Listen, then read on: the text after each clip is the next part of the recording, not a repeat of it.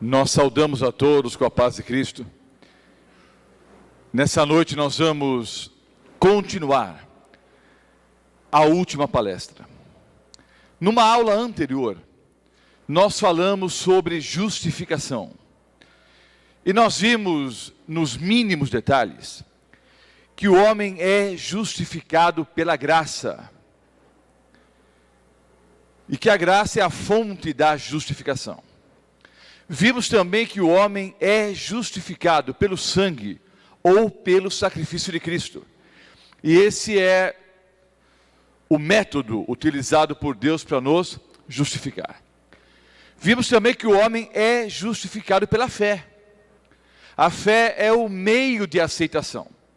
Através da minha fé, eu aceito ou eu rejeito a graça e o sacrifício de Cristo em minha vida. E vimos também que o homem é justificado pelas obras. E que as obras nada mais são do que a evidência de que através da minha fé eu aceitei a graça e o sangue de Cristo em minha vida. Então o homem é justificado pela graça, pelo sangue de Cristo, pela fé e pelas obras.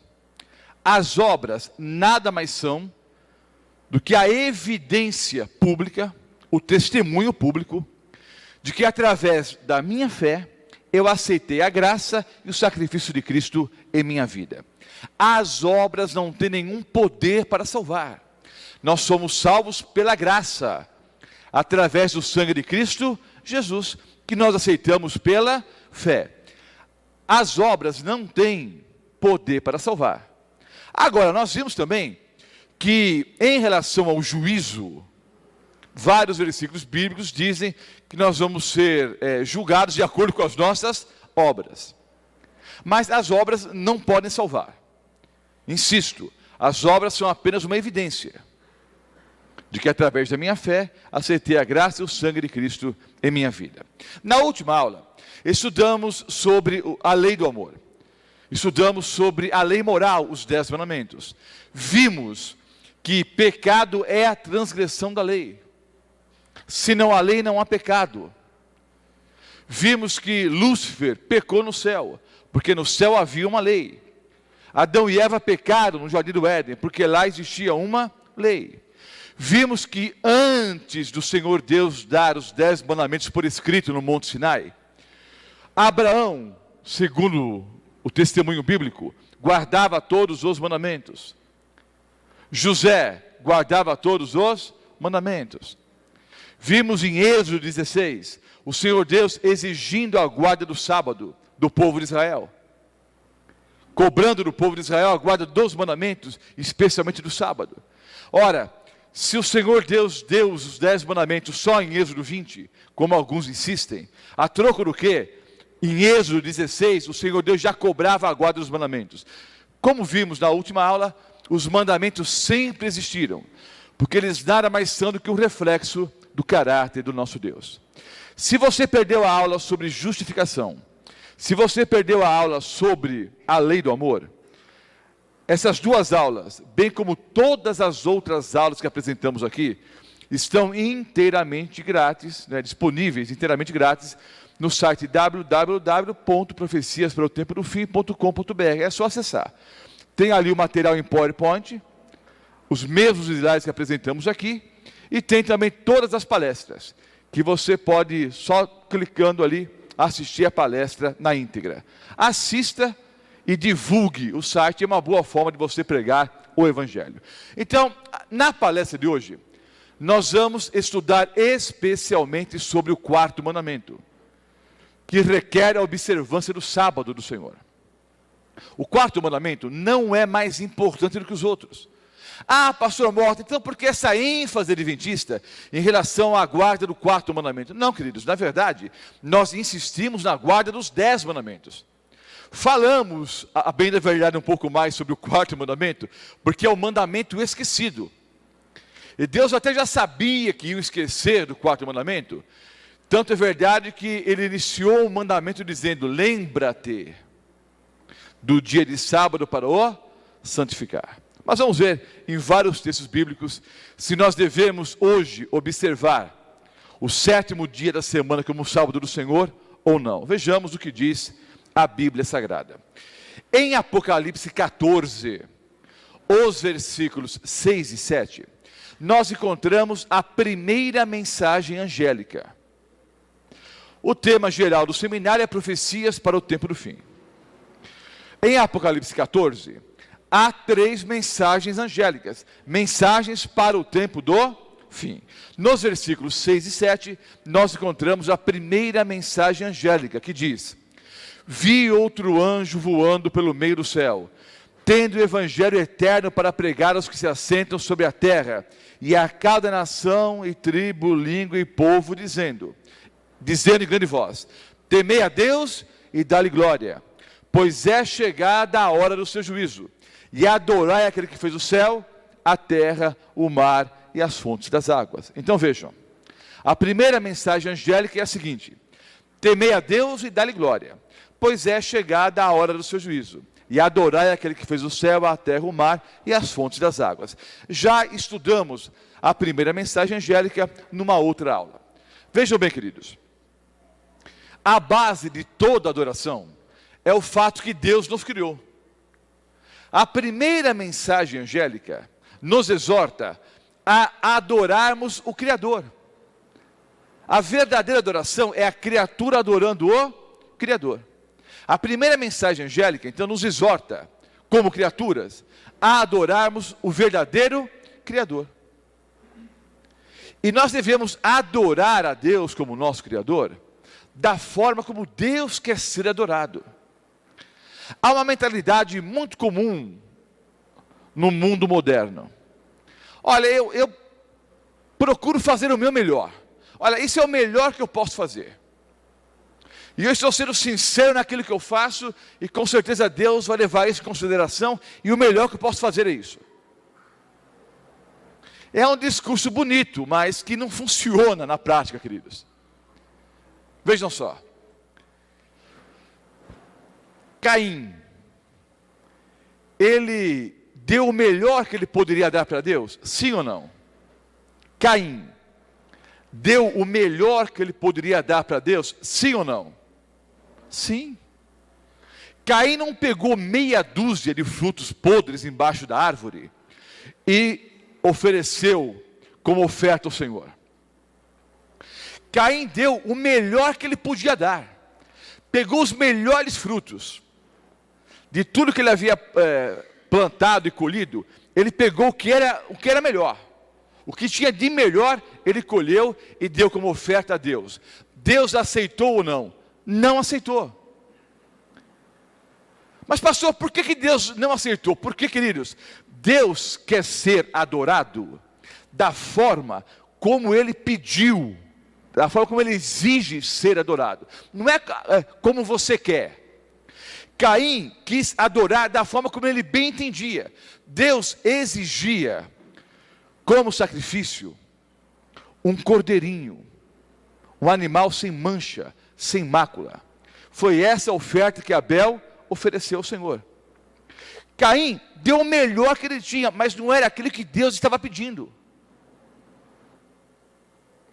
Então, o fato é o seguinte: nós precisamos adorar a Deus, que é o nosso Criador, da forma como Ele exige ser adorado. Não é como você acha ou como eu quero. É como Ele exige e como Ele ensina na sua palavra. Então, a primeira mensagem angélica nos exorta a adorarmos o verdadeiro Criador. Como eu disse, a base de toda adoração é o fato que Deus nos criou. Apocalipse 4, o versículo 11. Tu és digno, Senhor e Deus nosso, de receber a glória, a honra e o poder, porque todas as coisas tu criaste. Sim, por causa da tua vontade vieram a existir e foram criadas. João 1, os versículos 1 a 3. A base de toda adoração é o fato que Deus nos criou. Quem é o Criador, queridos? João 1, os versículos 1 a 3, muitos sabem de cor e salteado. No princípio era o verbo. O verbo aqui, obviamente, refere-se a Cristo Jesus. No princípio era o verbo. O verbo estava com Deus e o verbo era Deus. Ele estava no princípio com Deus. Todas as coisas foram feitas por intermédio dele, e sem ele, nada do que foi feito se fez. Um outro texto que vai nos dar um quadro bem claro a respeito de quem é o Criador de todas as coisas. O texto é Colossenses 1:16. Pois nele, no contexto aqui é uma referência a Cristo Jesus. Então, pois em Jesus, pois nele foram criadas todas as coisas, nos céus e sobre a terra, as visíveis e as invisíveis, sejam tronos, sejam soberanias, quer principados, quer potestades. Tudo foi criado por meio dele e para ele. No princípio era o verbo estava com Deus e o verbo era Deus. Ele estava no princípio com Deus. Todas as coisas foram feitas por intermédio dele. E sem ele, Jesus, nada do que foi feito se fez. Queridos, quem é o Criador de todas as coisas? Nosso Senhor e Salvador, Jesus Cristo. Então a primeira mensagem angélica nos exorta a adorarmos a Jesus da forma como Jesus quer ser adorado. Então, a base, queridos, da adoração é o fato que Deus nos criou. A verdadeira religião é a criatura adorando o Criador. Para entendermos a respeito da guarda do quarto mandamento, é fundamental que entendamos um princípio. Em Gênesis 1, os versículos 2 a 5, nós encontramos ali o relato do início da criação de todas as coisas. O texto diz que havia trevas. E então Deus disse o que, queridos? Haja luz. Então prestem bem atenção. Havia trevas e Deus disse haja luz. Em Gênesis 1, os versículos 5, 8, 13, 19, 23 e 31, nós encontramos a seguinte frase: houve tarde e manhã, o primeiro dia, houve tarde e manhã, o segundo dia, houve tarde e manhã, o terceiro dia, e assim sucessivamente. Então vejam, tarde e manhã são palavras sinônimas para dia e noite, que representam na Bíblia um ciclo de 24 horas. Então vejam, houve tarde e manhã, a parte escura e a parte clara. Pergunto, segundo o ensino bíblico, o que é que vem primeiro num ciclo de 24 horas? A parte escura ou a parte clara do chamado dia de 24 horas? O que é que vem primeiro? Hein? Vem a parte escura. Já existiam as trevas, havia trevas, e Deus disse, haja luz. E aí, ao terminar o primeiro ciclo de 24 horas, Deus disse, não é? Houve tarde e manhã, o primeiro dia, e depois disse que tudo era o quê? Tudo era bom. Então vejam, estamos fazendo essa palestra, é possível que você depois assista a palestra na internet ou via DVD em qualquer dia da semana. Mas estamos gravando ao vivo essa palestra no que tradicionalmente chamamos domingo à noite.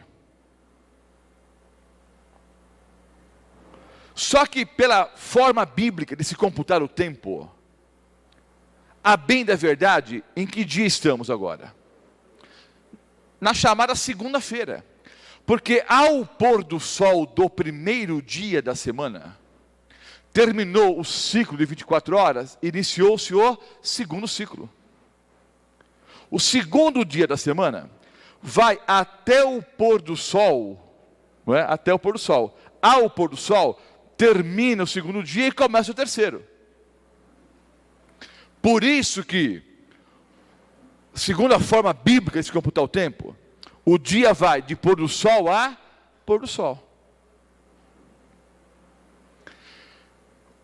Nós, adventistas do sétimo dia, seguindo o princípio bíblico e segundo o princípio bíblico, observamos o quarto mandamento, guardando o sábado de pôr do sol a pôr do sol.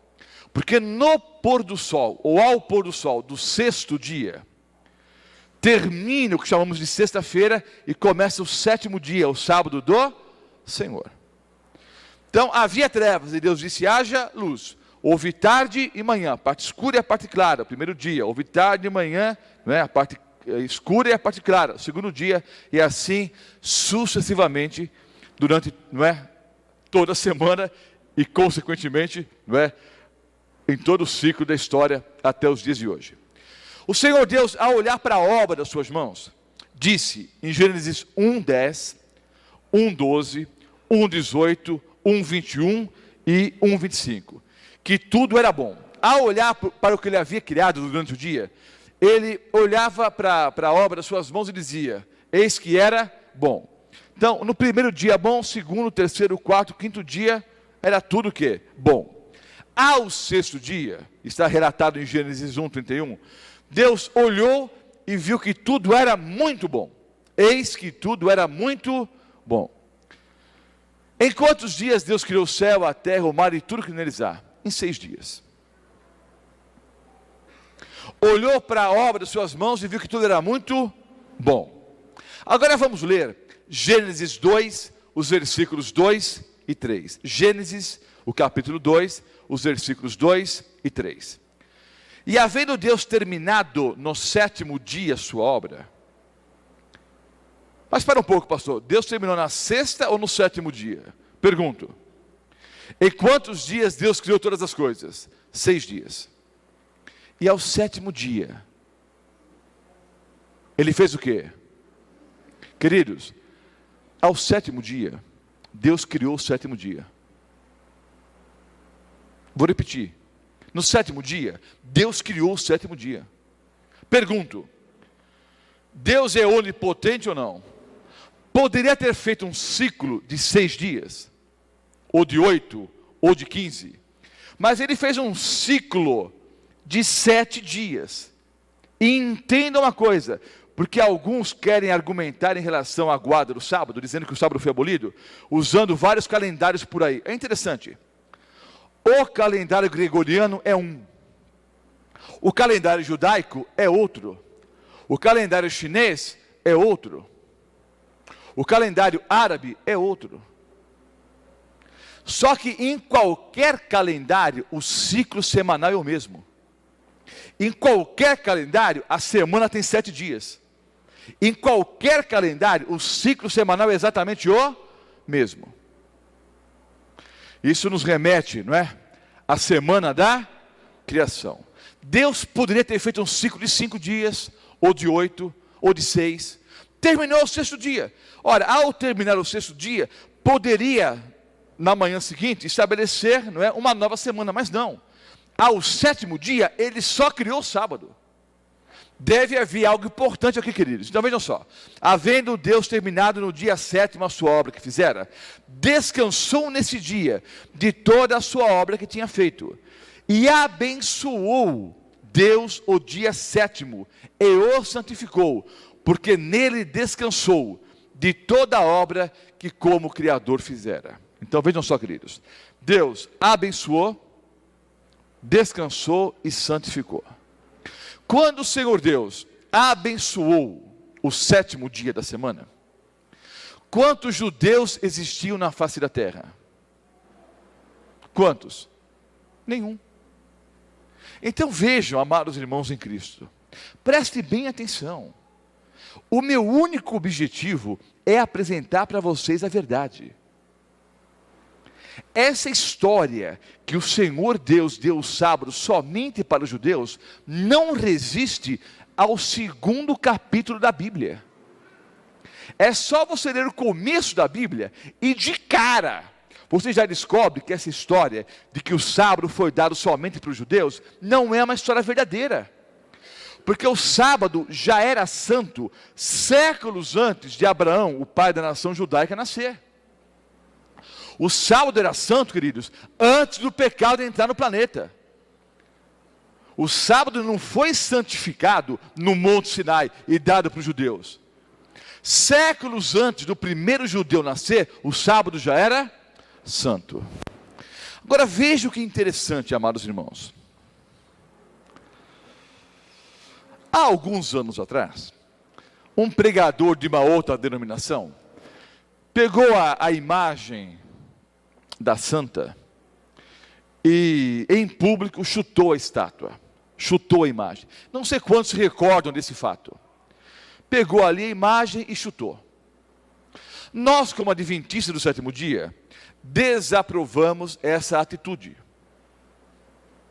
Porque não há nenhum sentido de vir a público, não é, para chutar e destruir a ideia que os outros têm a respeito de religião. Estudamos aqui que as imagens nada são.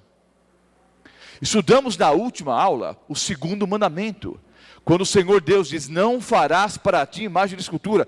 Até uma maldição no segundo mandamento para quem tem imagem de escultura em casa. Então, nós, como adventistas do sétimo dia, ensinamos, segundo o mandamento bíblico, que nós não devemos ter imagem de esculturas em casa. E muito menos dar o quê? Prestar culto, louvor a essas imagens. Tudo isso é paganismo, que entrou no meio do cristianismo. Então, as imagens, elas nada são.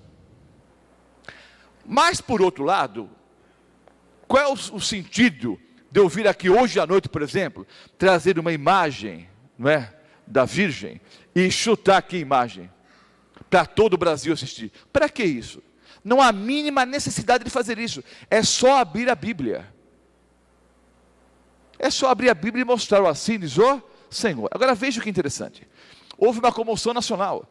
Tanto é verdade que esse bispo teve que sair do país, se não me engano foi para a África. Porque o Fantástico falou sobre esse assunto, outros programas de televisão, Veja, Isto É, a Folha de São Paulo, Estado, foi uma comoção nacional. Agora veja que interessante, eu vou pegar aqui uma florzinha aqui. Pegar aqui atrás, peguei até várias. Pegar aqui atrás para não estragar o arranjo. Peguei aqui uma flor.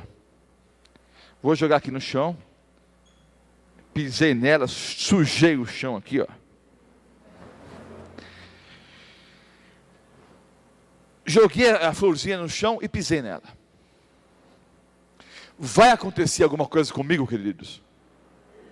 Talvez algum ecologista um pouco mais fanático fique lá fora me esperando para brigar comigo. Talvez a pessoa que bondosamente doou essas flores fique chateada comigo. Talvez a diaconisa da igreja fique brava comigo. Ah, pastor, sujou. Mas é por uma boa causa. Mas tirando algumas pessoas que talvez fiquem um pouco chateadas, eu pergunto: vai acontecer alguma coisa comigo, sim ou não? Não. Porque eu chutei alguma coisa que não é santa. Pisei na florzinha. Nada vai acontecer comigo. Só que a Bíblia diz que o sábado é santo. E as pessoas chutam o sábado todo final de semana. E o Fantástico não diz nada, a Veja não diz nada, a Isto É, a Folha, o Estado. A tal imagem de santa não tem nada. As imagens de escultura nada são. Então, se você chutar ou não chutar, não vai acontecer nada. Em termos espirituais. Agora, a Bíblia diz que o sábado é santo. E eu vou dizer uma coisa para você, meu amado irmão, minha amada irmã. Quando você chuta alguma coisa santa, você colhe as consequências. Aqui ou no juízo final. Provavelmente aqui e no juízo final. O sábado é santo, desde a semana da criação. Êxodo 20, os versículos 8 a 11. É o quarto mandamento, nós lemos esse mandamento ontem, aliás, lemos os 10 mandamentos. Vou ler apenas o quarto mandamento agora. Êxodo 20, os versículos 8 a 11, mandamento da lei de Deus. Vimos na última aula a diferença entre os mandamentos da Bíblia e os mandamentos do catecismo. O mandamento diz: lembra-te do dia de sábado para o santificar. 6 dias trabalharás e farás toda a tua obra, mas o 7º dia é o sábado do Senhor teu Deus. Não farás nenhum trabalho, nem tu, nem o teu filho, nem a tua filha, nem o teu servo, nem a tua serva, nem o teu animal, nem o forasteiro das suas portas para dentro. Agora, qual é a justificativa que Deus dá para a guarda dos mandamentos, ou para a guarda do quarto mandamento? Por quê? Por que nós devemos guardar o sábado? Porque em 6 dias Fez o Senhor os céus, a terra, o mar e tudo que neles há. E ao sétimo dia descansou. Por isso o Senhor abençoou o dia de sábado e o santificou. Não é para guardar um dia em 7, como ensinam. Não, você escolhe um dia e guarda, não. É para guardar o sétimo dia, que é o sábado. Agora vejam. O primeiro texto que nós lemos, Apocalipse 14, versículos 6 e 7. A primeira mensagem angélica é a seguinte: temei a Deus e dá-lhe glória, pois é chegada a hora do seu juízo, e adorai aquele que fez o céu, a terra, o mar e as fontes das águas. O quarto mandamento diz que o Senhor fez os céus, a terra, o mar. Mesmo os teólogos, os comentaristas bíblicos, que não são adventistas do sétimo dia, que não guardam o sábado, eles dizem que há uma relação entre Apocalipse 14, versículos 6 e 7, e Êxodo 20, os versículos 8 em diante. Há uma relação clara entre a primeira mensagem angélica, que é uma mensagem para o tempo do fim, e o quarto mandamento. Por que esses teólogos sabiamente dizem isso? Porque é impossível, queridos, ter tantas palavras iguais em textos diferentes, sem que esses textos tenham alguma o quê? Ligação. Notem, os céus, a terra, o mar, exatamente as mesmas palavras que encontramos na primeira mensagem angélica. Então, a primeira mensagem angélica, queridos, entre outras coisas, nos exorta a adorarmos a Deus da forma como Ele quer ser adorado, ou seja, que guardemos os seus mandamentos, inclusive o quarto mandamento, que está destacado na primeira mensagem angélica: guardar o dia do sábado, no Apocalipse, profecia para o tempo do fim. Marcos 2, os versículos 27 e 28. E acrescentou: o sábado foi estabelecido por causa do homem, e não o homem por causa do sábado. De sorte que o Filho do Homem é Senhor também no sábado. Quem foi criado primeiro? Sempre que eu faço essa pergunta, a maioria esmagadora erra. Mas erram por pura desatenção. Eu pergunto, e responda sem medo: quem foi criado primeiro? O homem ou o sábado? Quem foi criado primeiro? O homem ou o sábado, irmãos? Eu disse que sempre a maioria responde errado, e de novo respondendo errado. O sábado foi estabelecido por causa do homem. Então o homem já existia quando o sábado foi estabelecido. O homem foi criado, homem de forma genérica, né? Adão e Eva. Adão e Eva foram criados em que dia da semana, queridos? Ao sexto dia. Tudo que Deus criou, o céu, a terra, o mar, os animais, as aves, os peixes, Adão e Eva, tudo, toda a criação de Deus, tudo foi criado no primeiro, segundo, terceiro, quarto, quinto e sexto dias. O homem foi criado ao sexto dia. Ao sétimo dia, Deus só criou o sábado. E Jesus disse que o sábado foi feito por causa do homem. Ora, se o Senhor Deus iria abolir a guarda do sábado, a troco do que na criação criou um dia só por causa do homem. É claro, irmãos, que nós devemos adorar a Deus todos os dias da semana. Mas Deus separou um dia especial, em que nós deveríamos cessar todas as atividades seculares. E durante esse dia, tomarmos um tempo maior para ficarmos em comunhão com Deus. Orando, estudando a sua palavra, louvando a Deus na igreja e saindo para fazer o bem. Testemunhando, visitando enfermos, pessoas tristes. É o dia para fazermos o bem. E nós temos chamado o sábado de o Dia Mundial da Alegria. Foi um dia, ou é um dia, especialmente criado por causa do homem, para que o homem rendesse culto ao verdadeiro Criador. Lucas 4, o versículo 16. Indo para Nazaré, onde fora criado. Aqui é um texto que fala sobre a pessoa de Cristo Jesus. Indo para Nazaré, onde fora criado, entrou num sábado na sinagoga, segundo o seu costume, e levantou-se para ler. Lucas 4, 16. Há alguns anos atrás, eu fui dirigir uma programação de evangelismo em New Bedford, estado de Massachusetts, nos Estados Unidos. E eu me lembro que, quando cheguei no aeroporto em Nova York, e de Nova York a New Bedford são 3 ou 4 horas de viagem,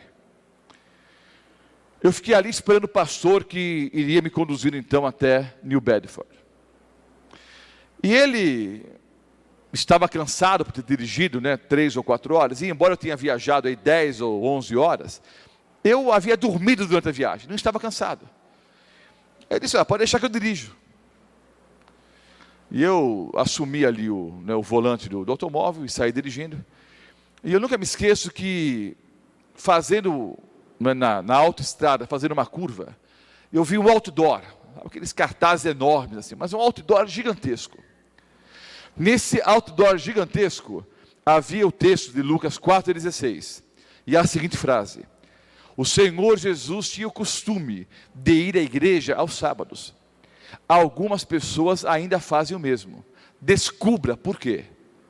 Estava assinado: Jovens Adventistas do Sétimo Dia. O Senhor Jesus tinha um costume, ele ia à igreja aos sábados. Algumas pessoas mantêm o mesmo costume, o mesmo princípio. Descubra por quê, estudando as Sagradas Escrituras. Mateus 24, 20. Estudamos Mateus 24 aqui praticamente versículo por versículo, quando falamos sobre os sinais da volta de Jesus.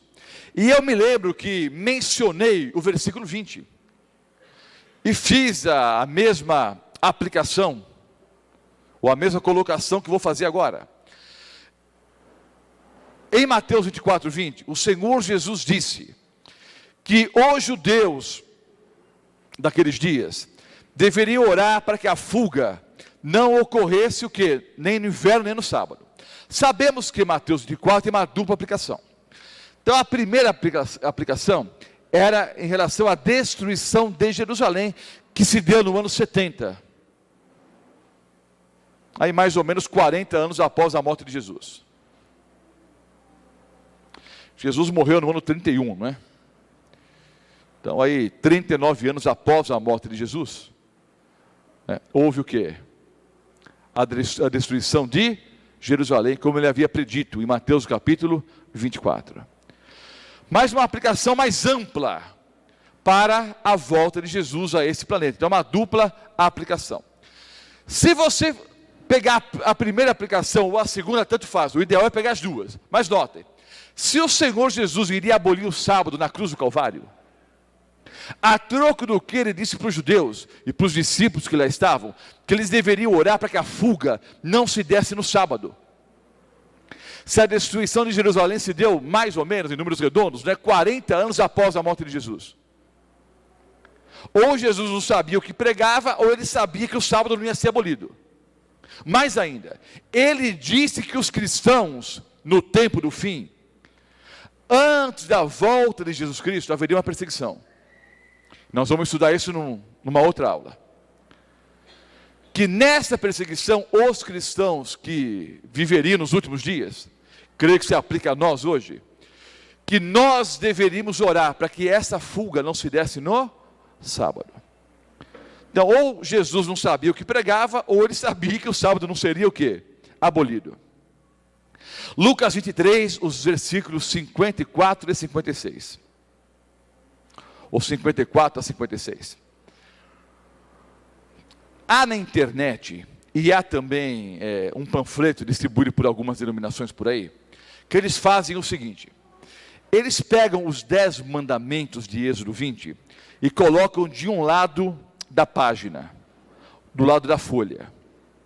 Do outro lado, eles colocam primeiro, segundo, terceiro, quarto, quinto, sexto, sétimo, oitavo, nono e 10º mandamento, textos no Novo Testamento que confirmam a guarda dos mandamentos. Entenderam? coloca os 10 mandamentos de um lado, e do outro lado, versículos do Novo Testamento que confirmam a guarda, né, dos mandamentos. Então eu coloco no primeiro, no segundo, no terceiro, no quinto, sexto, sétimo, oitavo, nono e décimo. No lugar do quarto mandamento, eles colocam o texto de Êxodo 20, versículos 8 em diante, e ao lado colocam uma interrogação. Como se não houvesse nenhum versículo no Novo Testamento que confirmasse a guarda do sábado. Usam isso, obviamente, para atacar a igreja adventista do sétimo dia. E para dizer que nós não precisamos guardar o sábado. Já mostrei alguns versículos que poderiam ser colocados no lugar dessa interrogação. Mas vou mostrar um versículo bom agora. Lucas 23, 54 em diante. Vejam só. O Senhor Jesus já havia morrido. Que dia o Senhor Jesus morreu na cruz do Calvário? Sexta-feira. Que a Bíblia chama dia da preparação. Preparação para o quê? Para o sábado. Era dia da preparação e começava o sábado. As mulheres que tinham vindo da Galileia com Jesus, seguindo, viram o túmulo e como o corpo fora ali depositado. Agora vejam, Jesus foi tirado no madeiro, foi levado para o sepulcro de José de Arimateia, onde ninguém havia ainda sido o quê? Sepultado. Cumpriu-se então a profecia. As mulheres que tinham vindo com Jesus da Galileia foram ver aonde o corpo havia sido o quê? Sepultado. Pergunto, entre essas mulheres santas estava a Virgem Maria? Sim ou não? Sim ou não? A Virgem Maria estava aos pés da cruz de Cristo ou não, irmãos? É claro que sim. A Virgem Maria, bendita entre as mulheres, ficou aos pés da cruz até o último suspiro do seu Filho amado, Cristo Jesus. O Senhor Jesus amava a Virgem Maria ou não? Ora, tanto amava, queridos, que um pouco antes da morte, ele, preocupado com o futuro de Maria, olhou para João e disse: filho, olha aí a tua mãe. Mãe, olha aí o teu filho. Colocando Maria sob a responsabilidade de João, preocupado com o futuro da mamãe querida. Agora vamos imaginar o seguinte: se houvesse alguma coisa extraordinária, que fosse mudar o rumo da história e o próprio rumo da religião, o Senhor Deus contaria para a Virgem Maria ou não? Eu penso que sim. Todos os que assistem a programação aqui nessa noite na igreja de Mirassol, todos os que assistem pela internet, todos que ouvem pela Rádio Novo Tempo, eu pergunto: vocês amam a mamãe ou não? Alguns de nós temos o privilégio de termos a mamãe viva ainda. Mas esteja a mamãe viva ou não, eu penso que o amor, né, mesmo aqueles que perderam a mamãe, o amor permanece o mesmo. Eu pergunto: vocês amam a mamãe, sim ou não? Se houvesse alguma coisa extraordinária, que a salvação da sua mãe estivesse em jogo, você contaria para sua mãe ou não? Eu penso que sim. Se houvesse alguma coisa extraordinária, como eu já disse, queria mudar o rumo da religião, o rumo da história, o Senhor Jesus teria contado para a Virgem Maria? Eu penso que sim. Agora vejam, as mulheres que tinham vindo da Galileia com Jesus, seguindo, viram o túmulo e como o corpo fora ali depositado. Então se retiraram para preparar aromas e bálsamos, e no sábado descansaram, segundo o mandamento. E no sábado descansaram segundo, ou conforme o mandamento. Eu digo com todo respeito, com todo carinho, com todo amor: o Senhor Jesus aboliu o sábado, e nem para a mamãe contou para os líderes religiosos mentirosos que povoam as igrejas por aí hoje.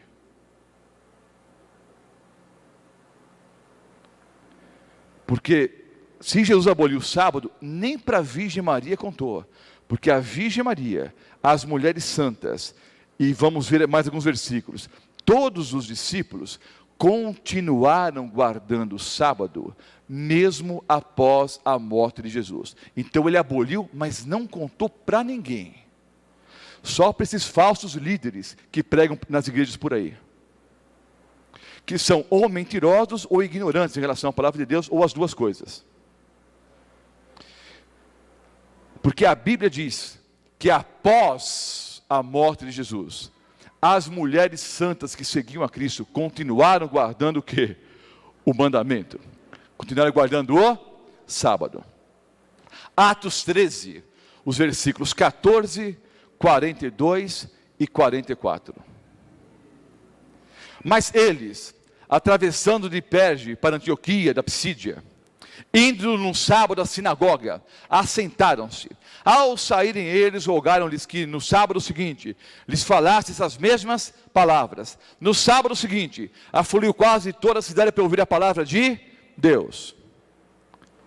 Atos 17, versículos 1 e 2. Tendo passado por Anfípolis e Apolônia, chegaram a Tessalônica, onde havia uma sinagoga de judeus. Paulo, segundo o seu costume, é interessante que o apóstolo Paulo tinha o mesmo costume de Jesus. Paulo, segundo o seu costume, foi procurá-los e por 3 sábados arrazoou com eles acerca das Escrituras. Ah, pastor Mota, mas o apóstolo Paulo ia à sinagoga aos sábados para procurar os judeus. Então me explica esse outro texto aqui. Atos 16, 13. No sábado, saímos da cidade, então já não era mais sinagoga. No sábado, saímos da cidade, junto do rio, onde nos pareceu haver um lugar de oração. E assentando-nos, falamos às mulheres que para ali tinham o quê? Concorrido. Atos 16, 13. Atos 18, versículo 4. E todos os sábados discorria na sinagoga, persuadindo tanto judeus como gregos. Até os gregos estavam começando a ouvir a palavra de Deus aos sábados. A palavra domingo não existe na Bíblia. Até algumas traduções adulteradas que eles colocaram a palavra domingo. O termo domingo não aparece na Bíblia. Muito menos uma frase que diga o seguinte: guardar domingos e festas. O mandamento diz: lembra-te do dia de sábado para o santificar.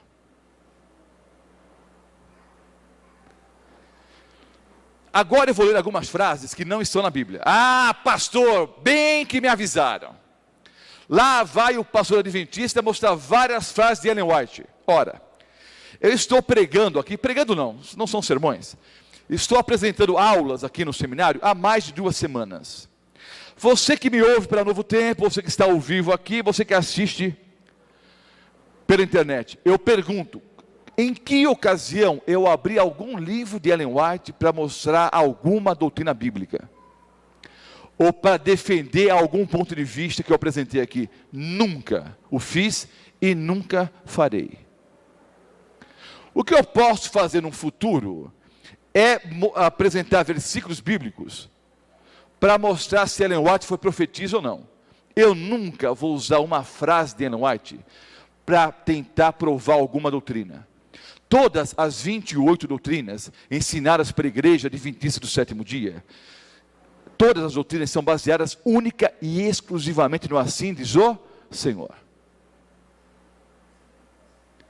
Mas eu vou ler algumas frases que não estão na Bíblia, mas não vou ler nenhuma frase da igreja adventista. Eu vou ler o que alguns líderes religiosos falam a respeito do sábado. Cardeal Gibbons, no livro Fé dos Nossos Pais, página 111. Podeis ler a Bíblia, vejam bem, é o Cardeal Gibbons falando. Podeis ler a Bíblia do Gênesis ao Apocalipse, e não encontrareis uma única linha que autorize a santificação do domingo. As Escrituras, ou seja, a Bíblia, as Escrituras ordenam a observância religiosa do sábado, dia que nós nunca santificamos. Esse é o cardeal católico falando, que a Bíblia manda guardar o sábado. O Jornal Católico diz o seguinte: o domingo é uma instituição católica, e sua observância só pode ser defendida por princípios católicos. Do princípio ao fim das Escrituras, não é possível encontrar uma única passagem que autorize a mudança do culto semanal do último que é o sétimo dia, o sábado, para o primeiro dia da semana. Não há um texto na Bíblia, segundo o Jornal Católico, que autorize a mudança do sábado para o domingo. Dr. Edward T. Hitchcock, autor do Manual Batista, num discurso proferido perante um grupo de pastores. Notem, não é o pastor adventista, é o pastor batista falando. Havia e há um mandamento que manda observar o sábado, mas esse sábado não era domingo, porque hoje ensinam, não, devemos guardar o sábado, só que o sábado agora é domingo. Não teve nenhuma mudança, queridos. O sábado é o sábado e o domingo é o domingo. O domingo é o primeiro dia da semana e o sábado é o sétimo dia da semana. Havia e há um mandamento que manda observar o sábado, mas esse sábado não era o domingo. Dir-se-á, entretanto, e com alguma demonstração de triunfo, que o sábado foi transferido do sétimo para o primeiro dia da semana, com todos os seus deveres, privilégios e sanções. Sinceramente desejoso de informação sobre esse assunto, que estudei por muitos anos, é o pastor Batista falando. Pergunto, onde é possível encontrar-se o registro de uma tal mudança? Não no Novo Testamento, absolutamente não. Não existe prova escriturística da mudança da instituição do sábado, do sétimo dia para o primeiro dia da semana.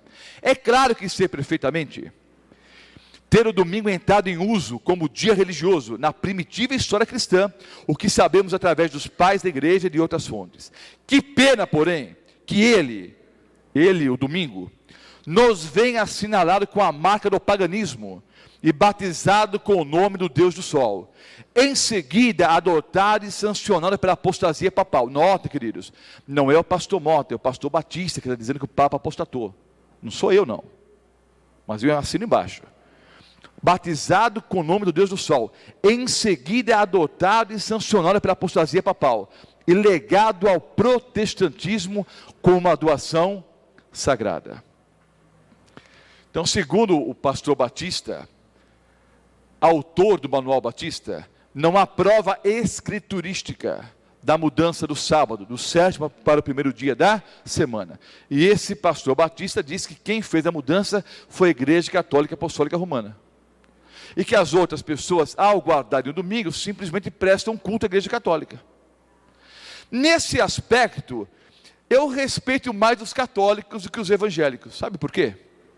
Os católicos, pelo menos, são sinceros. O discurso católico é o seguinte: a Bíblia manda guardar o sábado, é a Igreja Católica que manda guardar o domingo. Então tudo bem, eles mudaram, é mandamento de homens, não tem valor nenhum para Deus, mas pelo menos eles assumem que eles cometeram o erro e que eles mudaram. Porque não assumem que cometeram o erro, assumem que mudaram, foi um tremendo erro. Nós vamos estudar Daniel capítulo 7, versículos 25 e diante depois. Quando estudamos sobre o selo de Deus e a marca da besta, vamos ver como é que foi essa mudança do sábado para o domingo. Mas o próprio pastor Batista disse que foi a Igreja Católica que fez essa mudança. Aliás, há uma conversa comum no meio católico.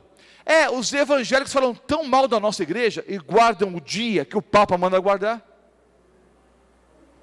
Pelo menos a Igreja Católica é sincera, dizendo, nós mudamos e pronto, e guardamos o domingo. Agora, que desculpa tem o evangélico? Bom, agora a desculpa agora é assim, não, nós não guardamos dia nenhum. Estou todo avacalhado mesmo, né? Então já não guarda mais nada mesmo e pronto. Agora a Bíblia manda guardar o sétimo dia da semana, o sábado. Tratado de Teologia de Dwight, é um livro presbiteriano. O domingo não se encontra na Escritura, e não era pela igreja primitiva chamado de sábado. Tratado de Teologia de Dwight, volume 4, página 401, é um livro presbiteriano. Confissão de Fé de Augsburg, é um livro luterano, página 287. A observância do domingo não se baseia em nenhum mandamento de Deus, e sim na autoridade da igreja. Eu pergunto, quem tem mais autoridade, a igreja ou a Bíblia? É a igreja que diz o que é certo ou errado, ou é a Bíblia? Foi o tema da nossa primeira aula, né? No começo do seminário, com ênfase também na segunda aula. Compêndio Teológico, páginas 180 e 181, é um livro metodista. É certo não haver mandamento positivo para o batismo infantil, tampouco há para santificar o primeiro dia da semana. Nenhuma frase de Ellen White, queridos. É frase batista, metodista, presbiteriana, frase católica. Eles estão dizendo que a Bíblia manda guardar o sábado. Marcos 7, volto para a Bíblia agora. Marcos 7, os versículos 7 e 9.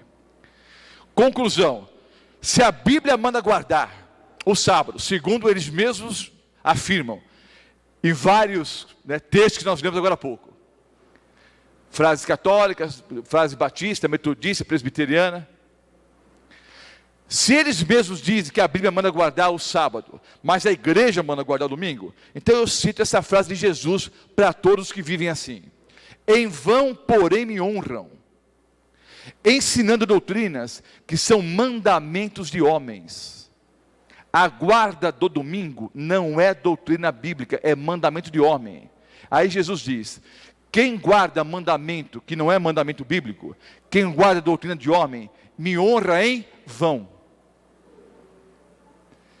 E dizia-lhes: bem invalidais o mandamento de Deus, para guardares a vossa tradição. Deixa de lado a Bíblia, deixa de lado os mandamentos de Deus, assim diz o Senhor, para guardar o que a própria tradição, o que a igreja ensina. Queridos, não me interessa o que ensina a igreja adventista do sétimo dia, só me interessa o que ensina a Bíblia. Se a igreja adventista do sétimo dia ensina de acordo com assim diz o Senhor, amém. Se alguma coisa na igreja adventista não estiver de acordo com a Bíblia, não vá atrás da igreja, fique só com a Bíblia. Mesmo porque, não é, irmãos, placa da igreja não salva ninguém. A placa da igreja salva? Não salva. Mas vou dizer uma coisa: a placa não salva, mas mostra o caminho. E placa errada leva para o lugar errado. Isso vai ser um tema de uma outra aula. A placa não salva, mas placa errada leva para o lugar errado. Isaías 62, os versículos 22 e 23. Porque como os novos céus e a nova terra. Isaías 66 também tem uma dupla aplicação. Você pode aplicar Isaías 66 para as promessas feitas por Deus para Israel terrestre, e uma aplicação mais ampla para Israel espiritual. E o texto aqui é claro: porque como os novos céus e a nova terra que hei de fazer. João disse: vi novo céu e nova terra. Então é profecia para o tempo do fim. Porque como os novos céus e a nova terra que hei de fazer estarão diante de mim, diz o Senhor, assim há de estar a vossa posteridade e o vosso nome. E será que de uma festa da lua nova a outra, e de um sábado a outro, virá toda a carne adorar perante mim, diz o Senhor. Então no novo céu e na nova terra, as pessoas vão adorar a Deus no sábado.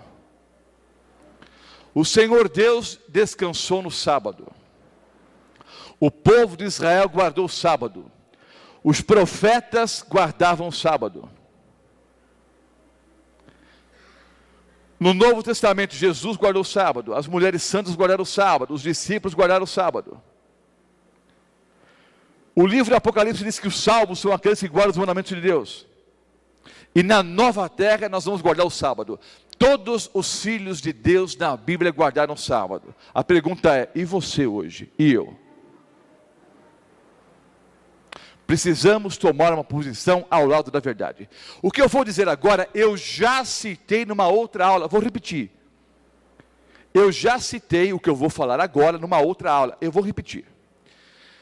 Pessoas que me ouvem nesse momento, com toda certeza devem se questionar: ué, está todo mundo errado? Só estão vocês certos? Só a igreja adventista do sétimo dia que prega a verdade? Então, está todo mundo errado?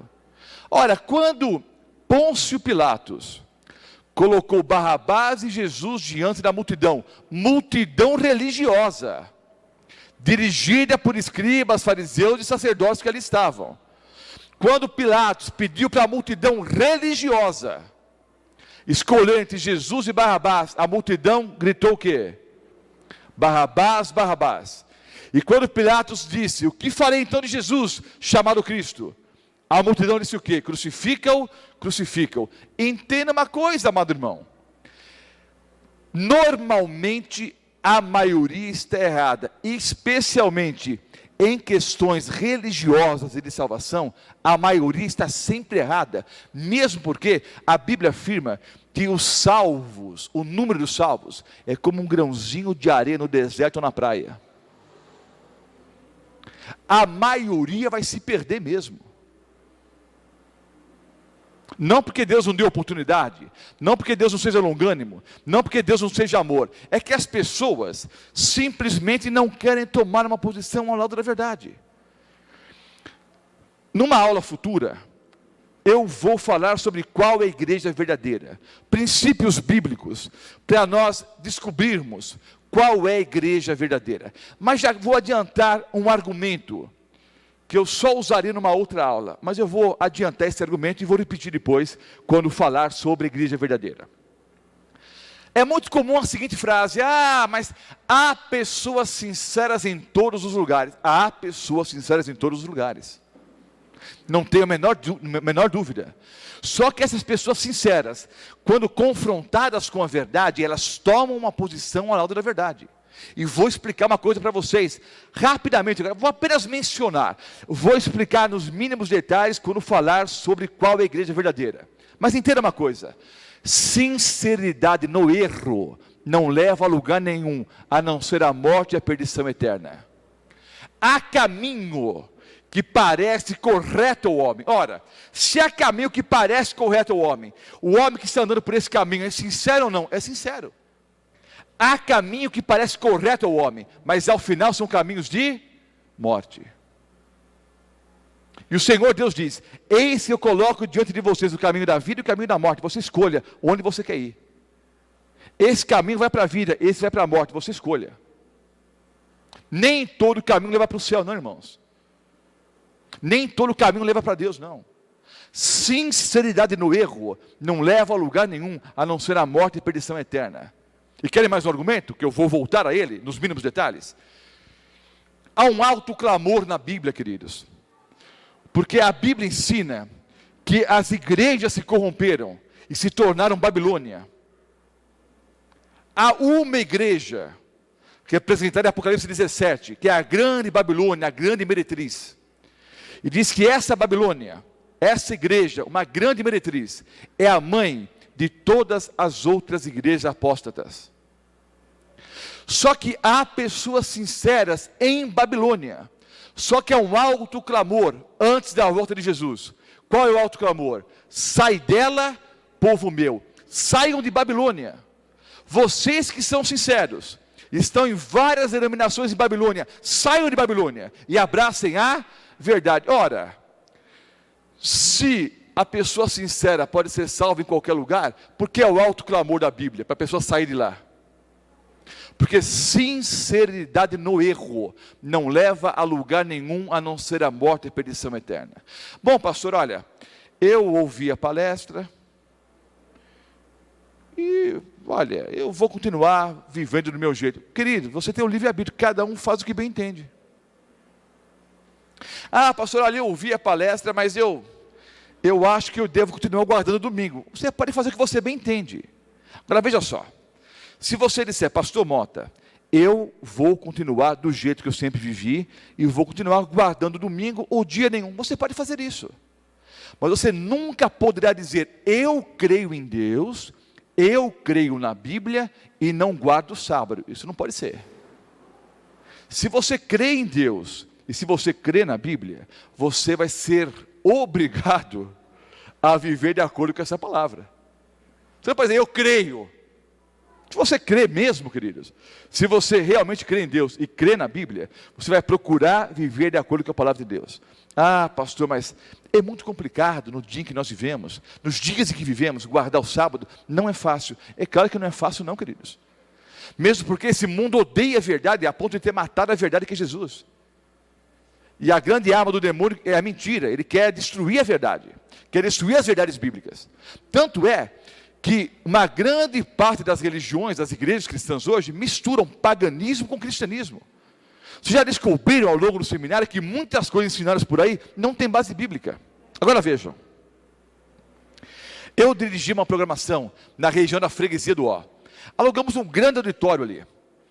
E lá eu preguei 120 noites consecutivas. Foram 4 meses de trabalho ali. Para nós estabelecemos uma nova igreja lá. Uma igreja adventista, obviamente, um novo auditório da igreja adventista. E eu preguei 8 noites, das 120, 8 noites foram sobre o sábado e a lei de Deus. Nessas últimas 2 aulas, eu apenas arranhei o assunto, porque há mais de 400 versículos que mandam guardar a lei e o sábado. Mostrei só alguns aqui. Mas uma jovem de 16 anos de idade tomou a decisão em relação à guarda dos mandamentos de Deus. E à saída, durante a programação, ela me abordou e disse: Pastor Mota, eu a partir de agora quero guardar o sábado. Ore, por favor, porque eu vou conversar com o meu patrão amanhã e vou pedir o sábado livre. Eu orei por ela. Na noite seguinte, ela estava no auditório. Fiz o sermão e à saída estava à porta cumprimentando as pessoas e a cumprimentei. E perguntei: e aí, minha filha? Conversou com o patrão? Orei muito por você. Falou com o patrão? Falei. E aí? Me mandou embora. Fui despedida. Eu fiquei um pouco triste, mas eu confesso que eu não levei muito em consideração. Porque eu pensei o seguinte: bom, uma jovenzinha de 16 anos, trabalhava só para ter um dinheirinho a mais, daqui a pouco ela arrumou outro emprego aí. Eu fiquei chateado, mas não levei muito em consideração isso não. Fiquei preocupado alguns minutos depois, quando uma das pessoas que trabalhava em nossa equipe, o missionário Olavo, me disse: Pastor Mota, essa menina era a única pessoa da casa que trabalhava, porque o pai dela foi embora de casa, fugiu contra a mulher. E a mãe dessa jovem está muito enferma, está acamada, não trabalha há meses. Ela era a única pessoa que trabalhava na casa para sustentar a mãe, a irmã e o irmão menores. Então essa jovenzinha de 16 anos trabalhava para, com o dinheirinho que ela ganhava, sustentar a mãe, a si própria e os 2 irmãos, um irmãozinho e uma irmãzinha. Aí eu chamei alguns irmãos da igreja, contei o caso e disse: olha, nós vamos fazer a chamada vaquinha, não é? Cada um vai dar um pouco de dinheiro e nós vamos ajudar essa família até a senhora se restabelecer e até a jovem conseguir um novo emprego. E consegui ali um grupo de amigos que iriam colaborar. Só que antes de falar isso para a jovem, na noite seguinte, era uma série como essa todas as noites, eu apresentava a palavra de Deus e chamei aquela jovem à frente.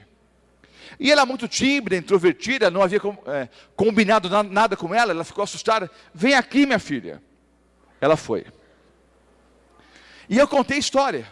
Disse: olha, essa menina está desempregada hoje, mas ela preferiu estar desempregada e servir a Deus do que estar trabalhando e contra os mandamentos de Deus.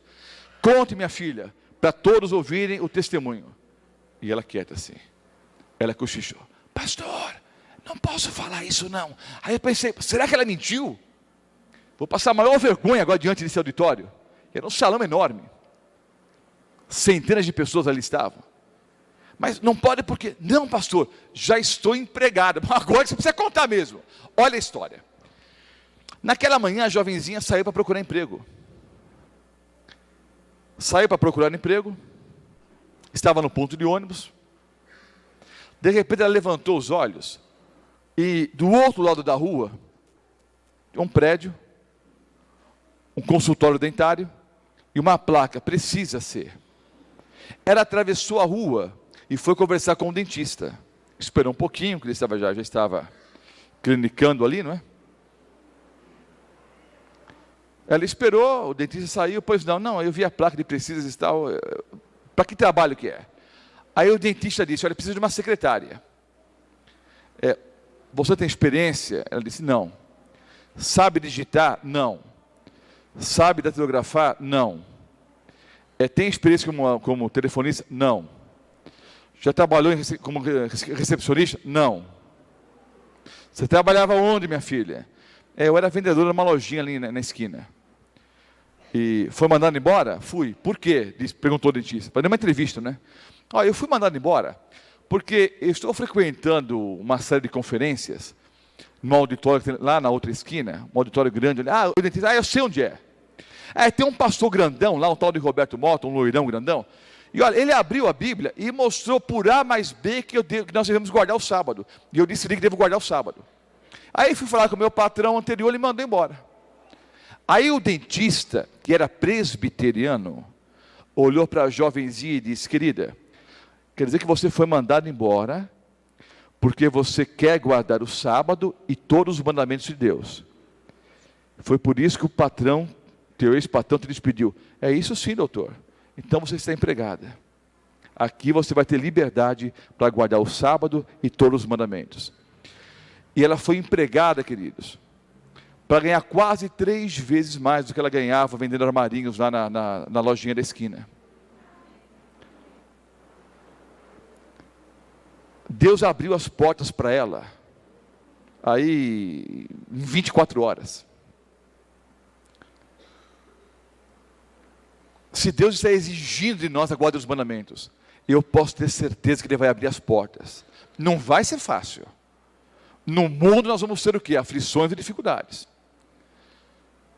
Mas milhões de pessoas ao redor do planeta são fiéis em relação à palavra de Deus. Guardam os mandamentos pelo poder de Cristo. Inclusive o 4º mandamento, que requer a observância do sábado.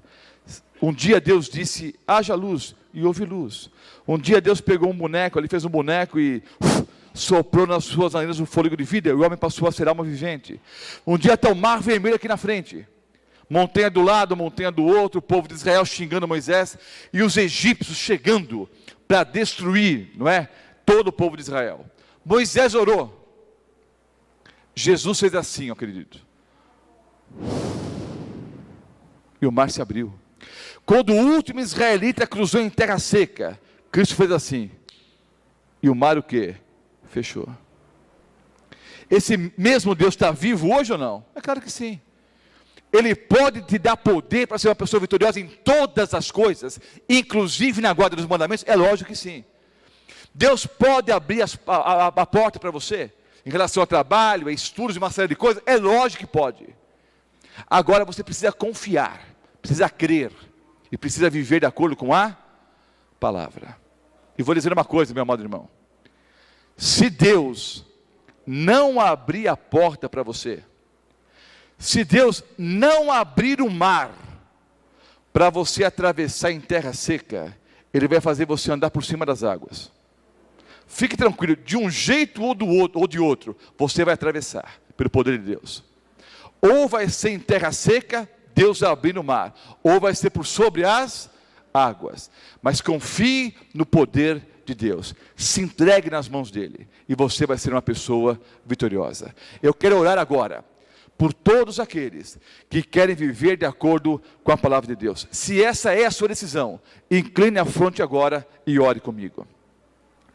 Amado Pai Celestial, estudamos a tua palavra nesse momento, e vimos textos do Antigo, mas principalmente do Novo Testamento, que nos mostram claramente que os mandamentos, inclusive o 4º mandamento, que requer a observância do sábado, permanece em vigor. Nós queremos guardar todos os 10 mandamentos, inclusive o 4º mandamento, Senhor. Não para sermos salvos, porque já somos salvos, através do sangue de Cristo Jesus, que nós aceitamos pela fé. Só que como verdadeiros filhos, nós queremos viver de acordo com a tua palavra, Senhor. Dá-nos o teu poder, para que possamos assim fazê-lo. Abra as portas, para que todas as pessoas verdadeiramente sinceras possam guardar os mandamentos de acordo com a tua vontade. Sabemos que no mundo teremos aflições, dificuldades, perseguições, mas se o Senhor é por nós, ninguém poderá ser contra nós. Seremos mais do que vitoriosos, através do teu poder, através do sangue do nosso Senhor e Salvador Jesus Cristo, que morreu em nosso lugar na cruz do Calvário. Toma-nos, Senhor, em teus braços de amor, abra as portas para cada um de nós, pois oramos em nome de Jesus. Amém, Senhor. Deus abençoe a todos e até a próxima aula.